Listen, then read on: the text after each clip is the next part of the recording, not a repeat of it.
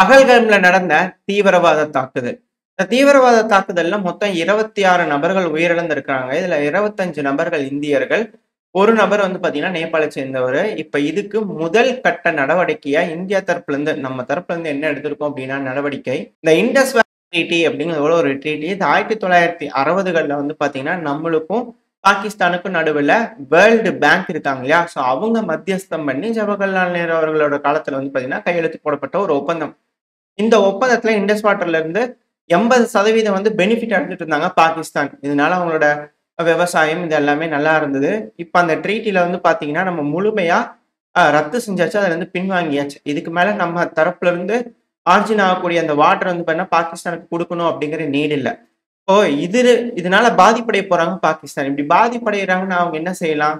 அவங்க world court இல்ல UN இது போல எங்கேயாவது போய் முறையிடலாம். அப்படி போறாங்க அப்படின்னாலே பேச்சுவார்த்தை.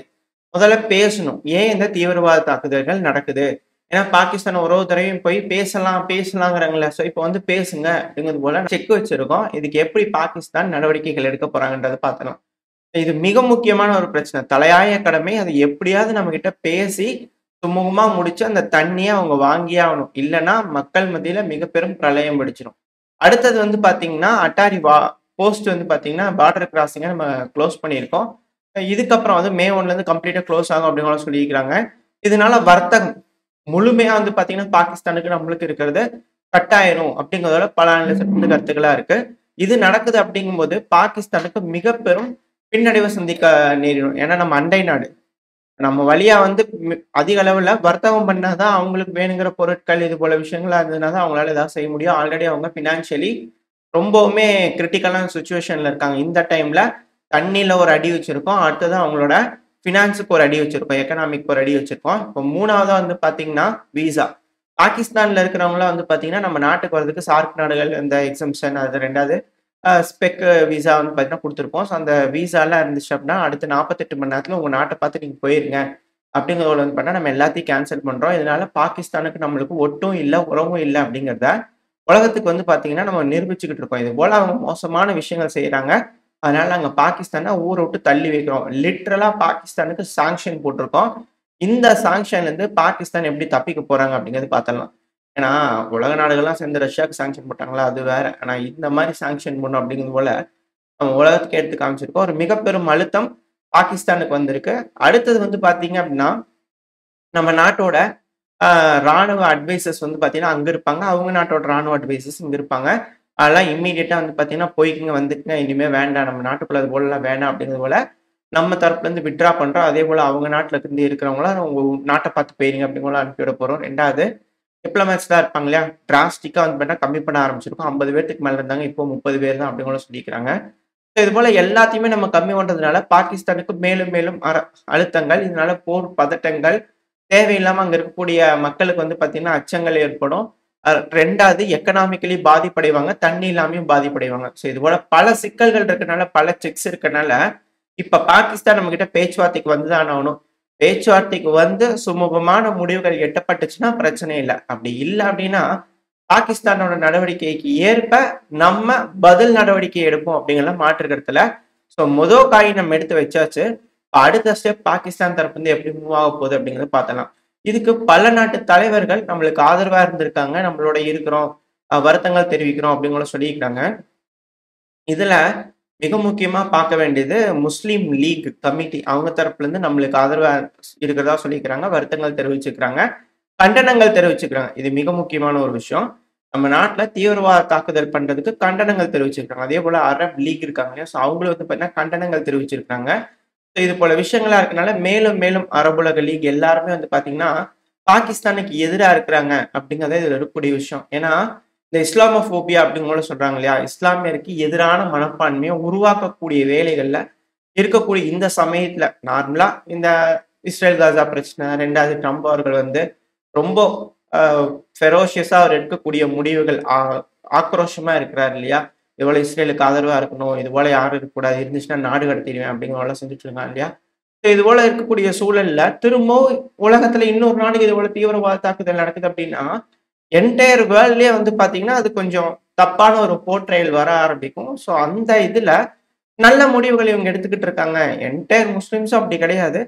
சில நபர்கள் அது போல இருக்காங்க. ஸோ அது இந்த மாதிரி பாகிஸ்தான் நாட்டுல இருந்து ஏற்றுமதி ஆகுது அப்படிங்கிற ஒரு காரணத்தினால அழுத்தங்கள் பாகிஸ்தானுக்கு ஹெவியா இருக்கு. இவங்க யாருகிட்டயும் போய் நியாயம் கேட்கறதுக்காக மத்தியஸ்தம் பண்ண ஒருத்தரை கூட்டிட்டு வர முடியாது. அதுதான் பாகிஸ்தானுக்கு இருக்கக்கூடிய மிக மோசமான ஒரு பிரச்சனை. இந்த பிரச்சனையை எப்படி பாகிஸ்தான் கடந்து வராங்க, நம்ம கிட்ட எந்த மூஞ்சி வச்சுட்டு வந்து பேச போறாங்க அப்படிங்கிறத வெயிட் பண்ணி பார்ப்போம். அடுத்தது யுனைடெட் நேஷனல் காஷ்மீர் பார்ட்டி இருக்காங்க. ஸோ அவங்க தரப்பு வந்து கண்டனங்கள் வந்திருக்கு. பாகிஸ்தான் மேல சாங்ஷன் போடுங்க அப்படிங்கிறத அவங்க தரப்பு வந்து கோரிக்கைகள் வந்திருக்கு. அது மட்டும் இல்லாம பந்த் எல்லாம் அனௌன்ஸ் பண்ணியிருக்கிறாங்க. அவங்களும் துக்கம் அனுசரிக்கிறாங்க. இது எல்லாமே வரவேற்கத்தக்கக்கூடிய விஷயங்கள். இது உலகம் புரிஞ்சுக்கணும். ஜம்மு அண்ட் காஷ்மீர்ல இருக்கக்கூடிய மக்கள் நம்ம கூட இருக்கணும்னு நினைக்கிறாங்க, ஒன்னா இருக்கணும்னு நினைக்கிறாங்க. அதுவும் இந்த போல இக்கட்டான சுச்சுவேஷன்ல நம்மளோட இருக்காங்க அப்படிங்கறது உலகம் தெரிஞ்சுக்கணும். அதுக்கு ஏத்தபடியான முடிவுகள் எடுக்கணும். தேவையில்லாம இந்த அமெரிக்கால வந்து மத்தியஸ்தம் பண்றேன்னு சொல்லிட்டு நாங்க வேணா பேசலங்களா அப்படிங்கிறவங்கள வராங்க இல்லையா? அது போல வந்து மத்தியஸ்தம் பண்ணி நடுவுல பீஸ் கீப்பிங் ட்ரூப்ஸ் எல்லாம் யூஎன் ட்ரூப்ஸ் எல்லாம் வரலாம் அப்படிங்கிற பேசுறாங்க. ஆளாளு கூப்பிட்டு வந்து விட்டோம்னா ஆப்பிரிக்கால இருக்கிற மாதிரி தான் அன்னைக்கு ஆயிப்போயிரும். ஸோ அதனால 1-on-1 பைலேட்டரல் டாக் வந்து பாத்தீங்கன்னா இருந்து நல்ல முடிவுகள் எடுத்தாங்கன்னா பரவாயில்ல. அப்படி இல்லைன்னா அடி பயங்கரமா இருக்கணும் அப்படிங்கிறதுல பல அனலிஸ்ட் வந்து கருத்துக்கள் இருக்கு. 2வது மீடியாக்கள்லாம் நீங்க பாத்தீங்கன்னா டிபேட் போய்க்கிட்டே இருக்கு. இந்த மிலிட்டரி அனலிஸ்ட்லாம் இருப்பாங்க நம்ம நம்ம சைட்ல.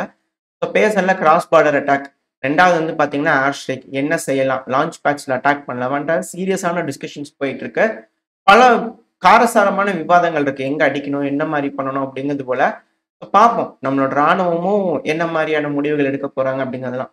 இந்த பிரச்சனை மிக பெரும் ஒரு திருப்பு முனையா இருக்கு. இந்த தீவிரவாத தாக்குதல் இந்தியா பாகிஸ்தானுக்குள்ள இருக்கக்கூடிய அந்த உறவையே மாத்தி அமைக்க போகுது அப்படிங்கிற மாற்று கருத்துல இருக்க சூழ்நிலை. அப்படியே ரஷ்யா உக்ரைன் பிரச்சனைக்கு போயிட்டு அப்படின்னா ரஷ்யா உக்ரைன் பிரச்சனையில அமெரிக்காவே டென்ஷன் ஆயிட்டாங்க. ஏன்னா தேவையில்லாம பிரச்சனையில வேற ஒருத்தவங்களை உள்ள விட்டோம்னா என்ன நடக்கும் அப்படிங்கிறது சிறந்த உதாரணம் ரஷ்யா உக்ரைன் பிரச்சனை தான். ஆனா இந்த ரஷ்யா உக்ரைன் பிரச்சனையில என்னங்க இவரு ஜெலன்ஸ்கி அவர்கள் என்னென்னமோ பேசிட்டு இருக்கிறாரு.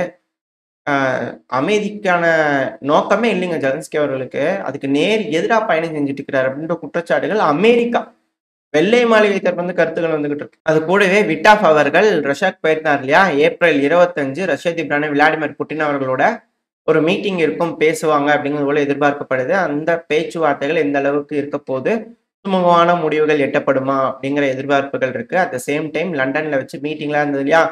சரி அதான் ஃபெயில் ஆயிடுச்சு, நம்மளே உட்காந்து கூடிய ஏதாவது முடிவுகள் எடுக்கலாம் அப்படிங்கிற உட்காந்துருக்காங்க. தொடர்ந்து பேசணுங்க. அமைதியை உருவாக்கணும், நிலைநாட்டணும் அப்படின்னா தொடர்ந்து பேசிக்கிட்டே இருப்போம். நம்ம திரும்பவும் பேசலாம் அப்படின்னு போல முடிவுகள் எடுத்திருக்கிறாங்க. ஆனா இதுக்கு அமெரிக்க தரப்புல நான் சொல்றதை கேட்டா வரேன், இல்லைன்னா நான் வரல, நீங்களே பாத்துக்கங்க அப்படிங்கிற போல அவங்க தரப்பு வந்து வெளியே போயிட்டாங்க.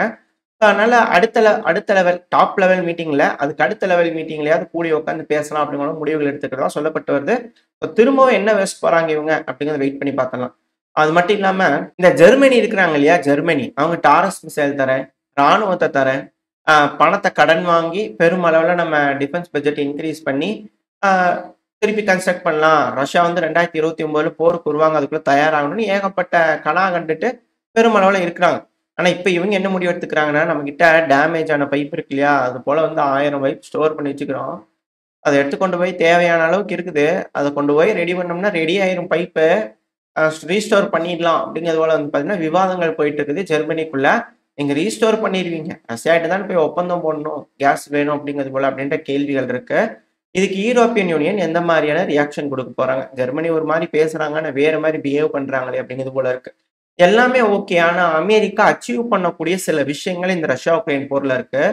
உக்ரைனோட மொத்தத்தையும் போரே இல்லாம போர் செஞ்சுக்கிறாங்க. பட் ஆனா உயிர் சேதங்கள் அப்படிங்கிறது அமெரிக்காக்கு இல்ல. இந்த பிரச்சனை அப்படிங்கிறது ரஷ்யாவுக்கு தான் இருந்திருக்கு, உக்ரைனுக்கு தான் இருந்திருக்கு.